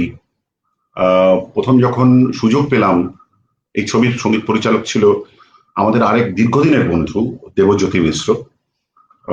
যারা গান বাজনার সঙ্গে যুক্ত তারা জানেন যে দেবজ্যোতি আমাদের এই সময় আমাদের কলকাতার একজন অন্যতম সঙ্গীত পরিচালক, এবং দেবু বহু শুধু ঋতুপর্ণ কেন আরো অনেক ভালো ভালো কাজ সে করেছে, ভালো ভালো গান সে তৈরি করেছে। তো আমার পরম সৌভাগ্য যে দেবু এবং ঋতুপর্ণ ওরা দুজন এই তিতলি ছবির এই যে গানটা, সেটার জন্য আমাকে নির্বাচন করেছিল। তো আমার সেই সূত্রে ঋতুপর্ণর সঙ্গে আলাপ, এবং আমি ঋতুপর্ণকে তখন দেখেছি, এবং আমৃত্যু আমি যে ঋতুপর্ণকে দেখলাম, সেটার সূত্রে আমি বলি যে ঋতু চলে যাওয়াটা যে ঠিক কত বড় একটা শূন্যতার সৃষ্টি করে গেছে, সেটা আমি এখন বুঝতে পারি মাঝে মাঝে। শুধু আমি কেন, আমার মতো যারা হয়তো আরো অনেকে আছেন যারা ছবির জগৎকে খুব কাছ থেকে দেখছেন, খুব গভীরে গিয়ে তার বিচার বিশ্লেষণ করছেন, তারা নিশ্চয়ই আমার সঙ্গে কিছুটা একমত হবেন যে ঋতুর চলে যাওয়াটা আমাদের বিরাট বড় ক্ষতি করে দিয়েছে। আমাদের ছবির জগৎ, বাংলা ছবির জগৎ কিন্তু একটুখানি হলেও দিন হয়েছে। একটুখানি কেন, আমি বলবো যে অনেকখানি দিন হয়েছে। কারণ সমকালীন বাংলা চলচ্চিত্রে ঋতুর যে কন্ট্রিবিউশন গুলো রাখছিল, সেগুলো শুধুমাত্র বিষয়বস্তুর দিক থেকে নয়, প্রয়োগের দিক থেকে এমন এমন স্বাতন্ত্র্য এনেছিল যেগুলো সম্পূর্ণভাবে ঋতুর সিগনেচার ছিল, এবং যে উচ্চতায় সেটা কাজকে নিয়ে যাচ্ছিল সেটা ভাবা যায় না। এবং তার ওইভাবে চলে যাওয়া, এটা এখনো সত্যি কথা বলছি সোহেলি, এটা আমাদের এখনো আমরা মন থেকে মেনে নিতে পারিনি যে ঋতুপর্ণ চলে গেছে। এবং তুমি গানটার উল্লেখ করলে, আমি সেই সুবাদে বলবো যে আমরা চলচ্চিত্রের জায়গা থেকে যেমন একজন অসম্ভব গুণী স্রষ্টাকে হারিয়েছি, বাংলা ভাষাও কিন্তু তার একটা অসম্ভব শক্তিশালী কলমকে হারিয়েছি। আমি লেখক ঋতুপর্ণর কথাও যদি বলি, যারা তার বাংলা গদ্যের সঙ্গে পরিচিত বা গানের টুকটাক লিরিক্স সে কখনো কখনো যা লিখেছে, আমি বলবো যে সমকালীন আমি এই সময়ের মধ্যে ঋতুপর্ণর কলম ছিল অন্যতম শ্রেষ্ঠ বাংলা লেখার কলম একজন। এই মেঘপিওন গানটার যে সিম্পল লিরিক, এটা প্রথম কথা বলি, অনেকে ভাবেন যে যারা তিতলি দেখেছেন তারা জানেন, কিন্তু মেকপিয়নের ব্যাগের ভেতর মন খারাপের দিস্তা, এই গোটা গানটা কিন্তু আহ, একটু ব্যালাড ধর্মী গান। যে তুমি হয়তো দেখেছো ছবিটা, তুমি দেখলে বুঝতে পারবে যে এটা তো বাংলায় স্থায়ী অন্তরা সঞ্চারী আবহের মতো গান নয়। এটা হচ্ছে গান, ছবি, গোটা ছবিতে গানের টুকরোগুলো আসছে, ছবির মুড বদলে যাচ্ছে, ছবির গল্পগুলো বাঁক নিচ্ছে, সেই বাঁকের আভাসগুলো দিতে দিতে গানটা যাচ্ছে, আজের জন্য একটা নদীর মতো বয়ে যাচ্ছে একটা গানটা, মানে ছবির ভেতর দিয়ে গানটা একটা তিত্তিরে নদীর মতো বয়ে যাচ্ছে, এবং ওই বাঁকগুলোর ভেতরে ভেতরে সে আহ, গল্পের বাঁকগুলো বলছে যে কোন দিকে টার্ন করবে গান। এই যে ভাবনাটা, এটা যখন আমার মনে আছে যেদিন আমাদেরকে ডাকা হলো, আমরা গেলাম ঋতুর অফিসে গিয়ে, এবং ঋতু গোটা পরিকল্পনাটা বললো যে দেখো আমি এইভাবে ভাবছি, এবার তোমরা ঠিক করো কি করবে। তো ঋতু খুব মজার ছিল, খুব মজার ছিল। ঋতু কিন্তু খুব সুর বুঝতো তা কিন্তু নয়। হুম। তো দেবুকে বললো যে আমি দেবুকে বললাম যে দেবু এই এটা কোথায়, মানে মেকপিয়নের ব্যাগের ভেতর মন খারাপের দিকটা তো বুঝলাম, মন খারাপ হলে কুয়াশা হয়, ব্যাকুল হলে তাও বুঝলাম, তারপর কি? দেবু বলে যে এখন চুপ করে, বাকিটা স্টুডিওতে গিয়ে হবে। তখন বুঝলাম যে গানটা অ্যাকচুয়ালি বেসিক্যালি তৈরি হয়নি, গানটার একটা ফান্দাটা তৈরি হয়েছে, কিন্তু গানটার অ্যাকচুয়ালি কিন্তু কিছু হয়নি। এবার আমরা যে স্টুডিওটা গেলাম, আমি সংক্ষেপে বলি এই গানটা তৈরি হওয়া বা রেকর্ডিং এর গল্পটা। দক্ষিণ কলকাতাতে সাউথ সিটি যে মল আছে তার ঠিক উল্টো দিকে একটা ছোট্ট রাস্তার ভেতরে ওখানে একটা স্টুডিও ছিল। ওই স্টুডিওটা এখন আর নেই। ওই স্টুডিওতে কিন্তু আমরা অনেক প্রচুর রেকর্ডিং করেছি একটা সময়। তো ওই স্টুডিওতে তিতলি ছবির এই গানটি রেকর্ডিং হয়েছিল। ওই স্টুডিওতেই যেমন পাতালঘর ছবির আহা যত যন্ত্র শিশি গানটা ওই স্টুডিওতে রেকর্ডিং হয়েছিল। তো যাই হোক, ঘটনা যেটা সেটা হচ্ছে যে স্টুডিওতে সকালবেলা যাওয়া হলো, খুব অল্প মিউজিশিয়ান। আমি এখানে বলি এই গানে দুটো গিটার বেজেছিল, একটা হচ্ছে দুটো গিটারে দুটো রিদম গিটার, একটা বাজিয়েছিল বেনু। বেনুর পরিচয় হচ্ছে সে প্রখ্যাত, বেনু নিজে একজন অসম্ভব ভালো গিটারিস্ট, কলকাতার one of the senior guitarist. এবং বেনুর দাদা হচ্ছেন দুর্গাদত্ত চট্টোপাধ্যায়, যার পরিচয় অনেকেই জানেন বা সবাই জানেন, আমাদের প্রখ্যাত বেহালা বাদক। আরেকটা গিটার ছিল বোধহয় ডাব্বু বাজিয়েছিল খুব সম্ভবত, রিদম গিটার। এই গানে একটা খুব সুন্দর হারমোনিকার ব্যবহার ছিল, যেটি বাজিয়েছিলেন কাজল সেন। ফ্লুট ছিল পলুদা বাজিয়েছিলেন, পলুদা প্রয়াত হয়েছেন বেশ কয়েক বছর হলো। আর কিবোর্ডে ছিল আবলু। এই হচ্ছে মিউজিশিয়ান। আমার এখন মনে আছে সহেলি, আমরা স্টুডিওতে গেলাম এবং ঋতু এলো, এসে একতারা এরকম কাগজ ধপাস করে স্টুডিওর ফ্লোরের উপরে ফেললো। তো দেখলাম যে পুরো গানের লিরিক গুলো ফেলা আছে, লেখা আছে। তো ঋতু বলেছে এই আমি রেখে গেলাম, এবার তোরা যা করার কর। তো যেটা হলো সেটা হচ্ছে এই দু লাইন করে দেবু সুর করতে লাগলো, এবং ওই দু লাইন করে আমরা রেকর্ড করতে লাগলাম জিনিসটা। এরকম ওরম করতে করতে প্রায় 5 ঘন্টা সময় লেগেছিল সবগুলো টুকরো রেকর্ড করতে। ইট টুক 5 hours two record all the portions, right? আমরা একটু মাঝে মাঝে ব্রেক দিচ্ছি, একটু বাইরে বেরিয়ে চা খাচ্ছি, আবার ফিরে আসছি, আবার দেবু গিটার নিয়ে একটু সুর করছে, রেকর্ড করি, আবার রেকর্ড করছি, আবার দাঁড়া আবার দেখছি, আবার একটুখানি দেখছি, এইভাবে প্রায় 5 ঘন্টা ধরে সবগুলো টুকরো রেকর্ড করা হয়েছিল। তো এগুলো এখন ভাবলেও খুব অবাক লাগে যে এগুলো হয়েছে এরকম সময় এইভাবে কাজ করেছি আমরা তখন। তো ইট ওয়াজ এ লাভলি এক্সপিরিয়েন্স।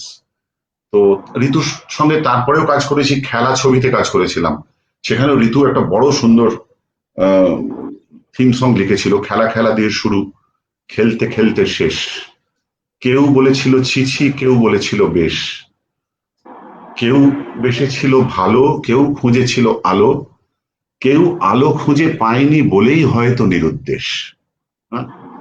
তো ওটাও খুব সুন্দর ছবি, খেলা ছবিটাও খুব ভালো ছিল। ওই ছবিতে মিউজিক ডিরেক্টর ছিল সঞ্জয় আর আমাদের রাজা, ওরা মিউজিক করেছিল, ওটাও আমার খুব প্রিয় গান ছিল। তারপর নৌকাডুব ছবিতেও ঋতুর সঙ্গে কাজ করেছি, ওখানেও একটি রবীন্দ্রনাথের গান গেয়েছিলাম, তোরে আমার হঠাৎ ডুবে যায়। তো আমার খুব কি বলবো, আমার এই স্বল্প সঙ্গীত জীবনের মধ্যে একটা খুব জলের সময় হচ্ছে ঋতুর সঙ্গে কাজ করার ওই সময়টা। সুন্দর। এবং সিনেমাটা আগে হয়ে গেছিল, গানগুলো মানে গানটা তার মানে পরে হয়েছে, হ্যাঁ সিনেমাটা আগে কমপ্লিট। হ্যাঁ হ্যাঁ। ওই মেঘ পিওন গানটার কি একটা দুটো লাইন আমরা শুনতে পারি স্যার? হ্যাঁ। মেঘ পিয়নের ব্যাগের ভেতর মন খারাপের দিস্তা, মন খারাপ হলে কুয়াশা, বেগুন হলে তিস্তা। মন খারাপের খবর আসে মন পাহাড়ের দেশে, চৌকোন সব বাক্সে যেথায় যে মন থাকছে। মন খারাপের খবর পড়ে দারুণ ভালোবেসে। মেঘের ব্যাগের ভেতর ব্যাগ রয়েছে মেঘ পিয়নের বাড়ি, পাকদণ্ডী পথ দিয়ে তার বাগান ঘেরা বাড়ি। মেঘ পিয়নের ব্যাগের ভেতর মন খারাপের দিস্তা, মন খারাপ হলে কুয়াশা, বেগুন হলে তিস্তা। চমৎকার। এই গানটা আমার খুব প্রিয় একটি গান। আচ্ছা, মিউজিয়ানা কালেক্টিভ আপনার নিজস্ব চ্যানেল এবং আরোহ, তো এগুলোর ইন্সপিরেশন কি? আচ্ছা, প্রথম কথা বলি, মিউজিয়ানা কালেক্টিভ তো আমার চ্যানেল নয়। হ্যাঁ আপনার হ্যাঁ, না, এটা আমাদের একটা শুরুর একটা উদ্যোগ ছিল, কিন্তু এটা এখন আমরা একটা শুরুতে ভেবেছিলাম এরকম, কিন্তু এখন কিন্তু এটার পরিচালনা, এর নিয়ন্ত্রণ সম্পূর্ণ অন্যদের হাতে রয়েছে। আমরা শুরুতে ধারণাটা আমাদের ছিল, আমরা চেয়েছিলাম একটা এমন প্ল্যাটফর্ম ক্রিয়েট করতে যাতে যারা নতুন শিল্পী, যারা গান গাইতে চাইছে, যারা চাইছে যে তাদের গান শ্রোতাদের কাছে পৌঁছক, তাদের একটা কোনোভাবে পরিসর তৈরি করে দেওয়া যায় কিনা, সেই ভাবনা থেকে কিন্তু আমরা এই কাজটা করেছিলাম। শুরুটা ছিল, আবার বলছি, শুরুটা আমাদের ছিল, কিন্তু এখন আর এখন আমরা এটার সঙ্গে সেইভাবে কিন্তু আর যুক্ত নেই সেই অর্থে।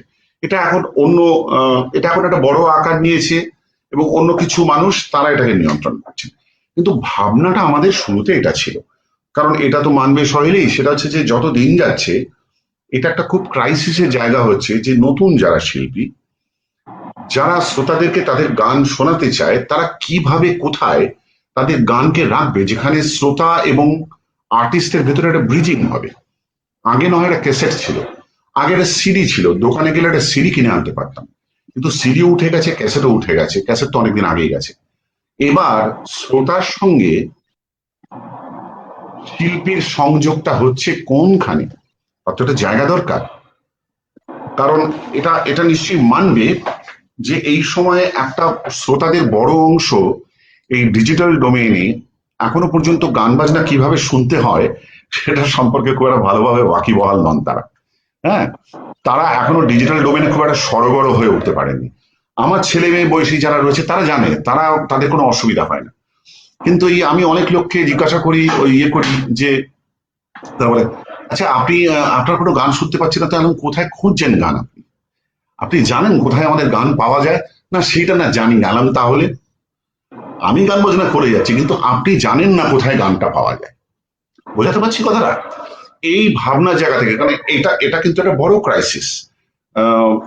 যারা একেবারেই এই প্রজন্মের ছেলে মেয়ে, তারা ডিজিটাল ডোমেনে কিভাবে গান বাজনা কোথায় গিয়ে কোথায় ঢুকে কোন গানটা শুনতে হয় কিভাবে তারা জানে, কিন্তু যারা একটু এজের যারা রয়েছে তারা কিন্তু অনেক সময় এই ডিজিটাল ডোমেনে কানেক্টিভিটি তৈরি করতে পারেন না গান বাজনার সঙ্গে। তারা জানেন এই যে একটা অনুষ্ঠান করছি, হয়তো একটা ডিজিটাল প্রোগ্রাম করছি, বহু লোক, আমি তাদেরকে মানে বুঝতে পারি তাদের অসুবিধাটা, তারা বুঝতেই পারছে না কিভাবে টিকিট কাটবে। মানে আমি আমি টিকিট আচ্ছা ওই তো দিয়ে দিলাম পয়সাটা, আচ্ছা কি করে লিঙ্কটা যদি না আসে, মানে তারা টেনশনে পড়ে যাচ্ছে। তার মানে তারা কি হতো, তারা কয়েক বছর আগেও কিভাবে অনুষ্ঠানের টিকিট কাটতেন, কাগজে একটা বিজ্ঞাপন বেরোতো, আর তারপরে বলতো টিকিট কোথায় পাওয়া যাবে, রাসবিহারীর মোড়ে মেলোডিতে পাওয়া যাবে, শ্যামবাজার ৫ মাথার মোড়ে অমুক দোকানটায় পাওয়া যাবে, ইত্যাদি ইত্যাদি, রাইট? তারা দোকানে গিয়ে একটা টিকিট কিনে আনতেন। এই ব্যাপারটা উঠে গিয়ে তো সম্পূর্ণভাবে কি হচ্ছে এখন এখন হ্যাঁ থ্রু তোমাকে নেটের থ্রু দিয়ে টিকিট কাটছে, এই ব্যাপারটা সম্পর্কে একটা বড় অংশের মানুষ এখনো সেটা সরবরাহ হতে পারেনি। তার ফলে একটা সমস্যা তো হয়ে যাচ্ছি। তো আমি তোমার প্রশ্নের উত্তরে ফিরছি যে এই সমস্যা, এই শ্রোতা এবং শিল্পীদের কানেক্টিভিটি কিভাবে তৈরি হতে পারে, বিশেষ করে যারা নতুন শিল্পী তারা নিজেদেরকে কিভাবে প্রমোট করবে, তারা তাদের গান কিভাবে দর্শক বা শ্রোতার কাছে পৌঁছবে, তাদেরকে কোনোভাবে সাহায্য করা যায় কিনা, এই ভাবনা থেকেই কিন্তু মিউজিয়ানা কালেক্টিভের প্রয়াস। তার কারণ হচ্ছে একটা দুটো কথা খুব সংক্ষেপে বলি। কিছুদিন আগে অব্দিও যেটা ছিল সেটা হচ্ছে একজন আর্টিস্ট কোনো কোম্পানির লেভেলে গান বাজনা প্রডিউস করতো, কোম্পানির কনসেপ্ট মার্কেট থেকে উঠে গেছে মোটামুটি। হ্যাঁ, এখন শিল্পী তার নিজের গানকে প্রমোট করতে হবে, তার নিজের গানকে মার্চেন্ডাইজ করতে হবে, কিন্তু সে করবে কোথায়, জায়গাটা কোথায়? একটা নতুন শিল্পী, ধরো আমার পাশাপাশি ছেলে খুব ভালো গান করে, সে তার গানটাকে কোথায় প্রেজেন্ট করবে? ধরো তুমি খুব ভালো কবিতা আবৃত্তি করো, তুমি তোমার আবৃত্তিটা শোনাবে কোথায়? Where is your listener? তার সঙ্গে তুমি কানেক্ট করবে কিভাবে? জায়গাটা কোথায়? তুমি কি জানো, তোমার লিসনার কি জানে যে কোথায় গেলে আমি শহরের আবৃত্তি শুনতে পাবো? সে কি জানে? এটাই হচ্ছে ব্যাপার। এই একটা কমন প্ল্যাটফর্ম তৈরি করা যায় কিনা, সেই জায়গা থেকেই আমরা মিউজিয়ানা কালেক্টিভের ভাবনাটা শুরু করেছিলাম। এই হলো ব্যাপার। শুভ উদ্যোগ নেওয়া। Thank you. আর আচ্ছা, এখানে শ্রোতাদের কথাই যখন এলো, দেশের না প্রবাসী বাঙালি, কাদের গান মানে কারা আপনার, কোন শ্রোতারা আপনাকে বেশি টানে? এখানে একটা কথা বলার আছে, সেটা হচ্ছে অবশ্যই বিদেশে যখন গান করতে গেছি, বহুবার গেছি, বহু জায়গায় গেছি, পৃথিবীর অনেক শহরে গান করতে গেছি, প্রবাসী বাঙালি যারা রয়েছেন তারা অবভিয়াসলি কলকাতার থেকে আসা তাদের কোনো প্রিয় শিল্পীকে চোখের সামনে দেখতে পেলে তারা অনেক আগ্রহ নিয়ে শুনতে আসেন, এটা নিয়ে কোনো সন্দেহ নেই। Whereas আমরা কলকাতা শহরে এখন একটু সেই হিন্দিতে একটা কথা আছে না, ঘর কা মুরগি ডাল বরাবর বলে, হ্যাঁ, তো আমাদের একটু ওরকম অবস্থা হয়ে গেছে। তো সেই দিক থেকে আমি বলবো যে বিদেশের অনুষ্ঠানে গান করতে গেলে যারা প্রবাসী বাঙালি যারা রয়েছেন তারা প্রচন্ড আগ্রহ নিয়ে গান শুনতে আসেন আমাদের, এবং অবভিয়াসলি তাদের শোনার আগ্রহ বা খিদেটাও অনেক বেশি থাকে, এবং অনেক রকম অনেকটা স্বাধীনতাও পাওয়া যায়। আমার মনে হয় সেটা হচ্ছে যে আমি সেটা নিজে দেখেছি যে যেহেতু তারা আবার আজকে শুনছি আবার কবে আপনি আসবেন আর একটু শোনান, এই যে শোনার খিদেটা, এটা প্রবাসী শ্রোতাদের অনেক বেশি থাকে। আর 2 নম্বর হচ্ছে প্রবাসী বাঙালিদের মধ্যে বাংলা গান নিয়ে সব থেকে বেশি আগ্রহ কিন্তু, আমি সত্যি কথাটা বলি, হ্যাঁ, সেটা হচ্ছে বাংলাদেশের যারা মানুষরা রয়েছেন তারা কিন্তু বাংলা গান সম্পর্কে অনেক বেশি আবেগপ্রবণ বলে আমার মনে হয়। এটা নিয়ে আমি অন্তত এটা নিয়ে কারোর সঙ্গে কোনো তর্ক করতে রাজি নই, কারণ আমি এটা নিজের জীবনে অনেকবার প্রমাণ পেয়েছি তা। এবং বাংলাদেশের যারা শ্রোতা বা দর্শক রয়েছেন তাদেরকে যে গান শুনিয়ে যে আনন্দ পেয়েছি তার কোনো তুলনা নেই কিন্তু, এবং সেটা আমার পরম সৌভাগ্যের ব্যাপার যে সেরকম ঘটনা বহুবার হয়েছে, বহু জায়গায় বাংলাদেশে হয়েছে, মার্কিন যুক্তরাষ্ট্রের বহু জায়গাতে যেখানে বাংলাদেশের মানুষেরা রয়েছেন তাদের সামনে হয়েছে, বা অস্ট্রেলিয়ায় গেছি সেখানে হয়েছে, সিঙ্গাপুরে হয়েছে, লাভলি এক্সপিরিয়েন্স। আমি ওই কথাটা আবার বলছি যে বাংলা গান সম্পর্কে আরেকটু বেশি আবেগপ্রবণ কিন্তু বাংলাদেশের মানুষেরা, এবং তাদের সঙ্গে গান করে আমি একটা বাড়তি আনন্দ পেয়েছি, কিন্তু এ কথাটা আমি মুক্ত কণ্ঠে বলতে চাই। আনন্দ এবং তৃপ্তি। অ্যাবসলিউটলি। আপনাকে আরেকটা প্রশ্ন করবো, এটা আমার শেষ প্রশ্ন। সেটা হচ্ছে আপনি একজন ভার্সেটাইল সিঙ্গার, এটা অস্বীকার করার কোনো জায়গা নেই। তো দীর্ঘ জার্নি, আপনি একসময় চাকরি করতেন, সেই চাকরি ছেড়ে আপনি গানের জগতে এসেছেন। তো একইভাবে আপনি এক পজিশনে রয়ে গেছেন, তো এটার মানে ম্যাজিক বলি কি, চাবিকাঠি বলি কি? নতুন প্রজন্মকে যদি আপনি এটার নিরিখে যদি কোনো সাজেশনও দিতে চান, সেটাও দিতে পারেন। দেখো, আমি একটা কথা বলি, সেটা হচ্ছে যে খুব সংক্ষেপে বলি। সেটা হচ্ছে যে আমি গান বাজনার জগতে খুব আচমকা এসে গেছি। হ্যাঁ, আমার কিন্তু আসার কথা ছিল না। এই যে তুমি চাকরি বাকরির উল্লেখ করলে, সেটাই ছিল, কিন্তু হঠাৎ আচম্বিতে এমন কিছু ঘটনা পরপর ঘটলো, যার ফলে আমি গান বাজনার জগতে এসে ঢুকে গেলাম। মানে এমন কিছু ঘটনা আমার জীবনে পরপর ঘটে গেল, যেগুলো আমার কাছে ভীষণভাবে অপ্রত্যাশিত ছিল। আমি একটা ঘটনাও ঘটবে আমি এরকম ভাবিনি কখন। তো এই অপ্রত্যাশিত ভাবে হঠাৎ কিছু ঘটনা ঘটে যাওয়া এবং মানুষের কাছে খুব স্বল্প সময়ের মধ্যেই আমি একটু পরিচিতি পেয়ে যাওয়া, মানে মানুষের কাছে হঠাৎ রাতারাতি পরিচিতি পেয়েছি, কিন্তু সেই পরিচিতিটা ধরে রাখার জন্য হঠাৎ, মানে মানুষ আমাকে কেউ চিনতো না, হঠাৎ চিনলো, এবং চেনার ফলেই তাদের কাছে মানে সেই সমস্ত মানুষের আমার থেকে অনেক এক্সপেকটেশন তৈরি হলো। আমাকে কিন্তু কোনো স্ট্রাগল করে, সংগ্রাম করে ওই পরিচিতিটা পেতে হয়নি, কিন্তু ওই পরিচিতিটা ধরে রাখতে গিয়ে আমাকে কিন্তু স্ট্রাগল করতে হচ্ছে সারাক্ষণ, এখনো এই মুহূর্ত পর্যন্ত। রাইট? সো আমার যেটা বলার সেটা হচ্ছে যে আমি বরাবর যে ভাবনা নিয়ে চলেছি সেটা হচ্ছে এই, যে আমি কখনো কোনো গোল সেট করি, হ্যাঁ, আমাকে এইটা করে ফেলতে হবে আর ওইটা করে ফেলতে হবে, এটা আমি কখনো ভাবিনি। আমি গান গেয়ে আনন্দ পেতে চাই, পরিষ্কার বাংলা কথা, এবং আমার এই আনন্দ পাওয়ার সঙ্গে বা আমার গান শুনে যদি আর 10টা লোক আনন্দ পায়, তাহলে সেটাই আমার কাছে এনাফ রিওয়ার্ড। আমি ওর থেকে বেশি কিছু চাই না। হ্যাঁ, মানে আমি এই গান গেয়ে যাচ্ছি, এই আনন্দটাই আমার কাছে এটা বড়। মানে আমাকে কোথাও গিয়ে একটা পৌঁছতে হবে, কোথাও একটা ধাপে গিয়ে উঠতে হবে, এরকম মাথার দিব্যি আমাকে কেউ দেয়নি, এবং আমি সেটা করবো না কখন। রাইট? মানে আমি যতটুকু করছি সেটুকু করে আমাকে আনন্দ পেতে হবে, এবং আমি যতটুকু করছি সেটুকু যেন গুণগত দিক থেকে তার মানটা ভালো থাকে। মানুষের একটা এক্সপেকটেশন আছে, আমি যেন সেটা ফুলফিল করতে পারি। আমি যতটুকু করছি সেটুকু যেন সিরিয়াসলি করি, অনেস্টলি করি, আমার কাজের ভেতরে যেন কোনো ফাঁকি না থাকে, এটুকু যেন মানুষের কাছে পরিষ্কার হয়। সেই জন্য আমি অনেক সময়, তুমি বললে যে বটে আমাকে যে আমি ভার্সেটাইল সিঙ্গার, ভার্সেটাইল কথাটা বললে খুব বড় কথা বলা হবে, আমি অতটা নই। আমি চেষ্টা করি আমি যতটুকু যা পারি সেই ততটুকুর ভেতরেই নিজেকে রাখতে। মানে আমি কি পারি সেটা যত ভালো জানি, কি পারি না তার থেকেও ভালো জানি। অতএব আমি যতটুকু পারি আমি ততটুকুর ভেতরেই থাকবো। সেটা সেটা অনেক মানুষের সঙ্গে তার আনন্দটা ভাগ করে নেওয়ার মতো একটা ক্ষেত্র হয়তো প্রস্তুত হয়েছে। আমি সেটুকু নিয়েই থাকতে চাই, এর থেকে বেশি কোনো কিছু এক্সপেকটেশন আমার নেই। আমি এই যে চলছি, এই কথা বলছি, গান নিয়ে কথা বলছি, গান নিয়ে লোকের সঙ্গে ভাবনা চিন্তা আদান প্রদান করছি, একসঙ্গে গান বাজনা শুনছি, একসঙ্গে গান বাজনা করছি, this is enough for me. আমি এইটুকুই এনজয় করি, এর থেকে বেশি কিছু চাহিদা নেই আমার।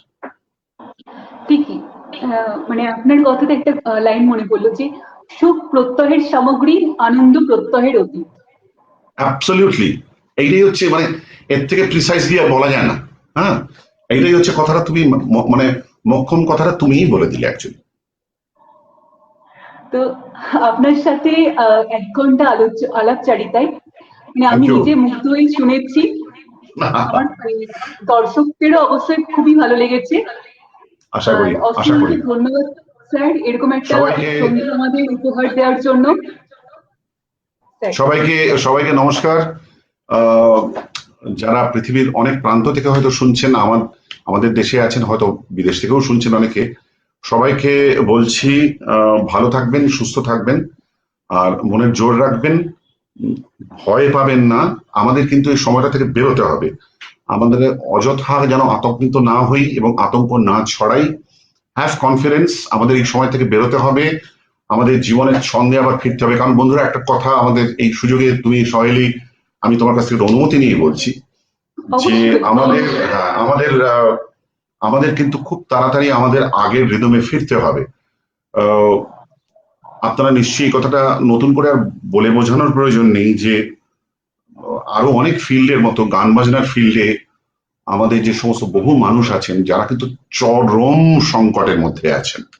বন্ধুরা, এটা নিশ্চয়ই বোঝেন যে তাদের অনেকের পেশা হচ্ছে গান বাজনা, তাদের সবকিছু বন্ধ হয়ে গেছে, তাদের কিন্তু রুটি রুজিতে টান পড়ছে, তাদের পরিবার আছে, তাদের পরিবারে অসুস্থ বাবা মা আছে, তাদের অনেকের অনেক ধরনের আর্থিক দায় দায়িত্ব আছে, সেগুলো তাদেরকে সামলাতে হয়। এরকম একটা পরিস্থিতির মধ্যে আমরা চলে যাচ্ছি, অলরেডি গিয়েছি, যেখানে অনেক মিউজিশিয়ান যারা স্টেজ শো করে যাদের দিন গুজরান হতো তারা তাদের নিজেদের যন্ত্রপাতিগুলো বিক্রি করে দিয়েছেন। সুতরাং বুঝতেই পারছেন যে কতখানি দেয়ালে পিঠ লেগে গেলে এরকম একটা কাজ একজন মিউজিশিয়ান করতে বাধ্য হয়। এই যে লড়াই চলছে, এই লড়াই আমাদের থাকবে। এই লড়াই হচ্ছে আবার স্বাভাবিক জীবনে ফেরার লড়াই। সুতরাং আমাদের তার জন্য যা যা করা দরকার সেটা আমাদের করতে হবে। প্রত্যেককে প্রত্যেকের পাশে থাকতে হবে এবং নিজের প্রতি বিশ্বাস রাখতে হবে। কোনো ধরনের ভয়, কোনো ধরনের ফোবিয়া, কোনো ধরনের আতঙ্কের মধ্যে আমরা যাব না, কিন্তু নিজেদের দায়িত্ব সম্পর্কে আমরা সম্পূর্ণ সচেতন থাকবো। হ্যাঁ, এইটুকু আমার বলার। সকলে ভালো থাকবেন। সহেলি, তোমাকেও অনেক অনেক ধন্যবাদ, আমার খুব ভালো লাগলো। প্রণাম দিবেন। থ্যাংক ইউ, নমস্কার।